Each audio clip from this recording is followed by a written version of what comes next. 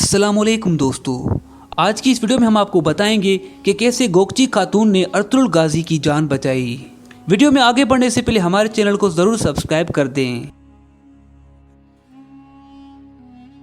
दोस्तों, गोकची खातून सलजान खातून की प्यारी बहन थी।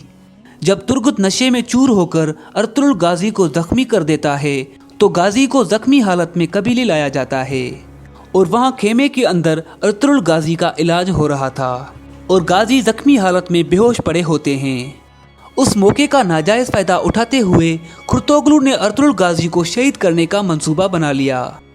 उस मंसूबे को पायाए तकमील तक पहुंचाने के लिए कुर्तोगलू अपने सबसे खास आदमी अलबार्गो को गाजी के खेमे में भेज देता है, जहां गाजी जख्मी हालत में पड़े होते हैं। अलबार्गो खंजर निकालकर अर्तुगरुल गाजी की जान लेने ही वाला था कि अचानक अर्तुगरुल गाजी की आंख खुल जाती है और वो उस गद्दार से बचने की कोशिश करता है। उसी दौरान गोकची खातून भी खेमे में पहुंच जाती है और आते ही नेज़े के साथ अलबार्गो को जख्मी करके अर्तुगरुल की जान बचा लेती है।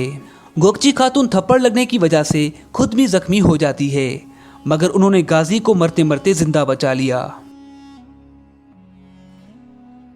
दोस्तों, अगर वीडियो पसंद आई है तो वीडियो को लाइक और शेयर ज़रूर करें। Thanks for watching. अल्लाह हाफिज़।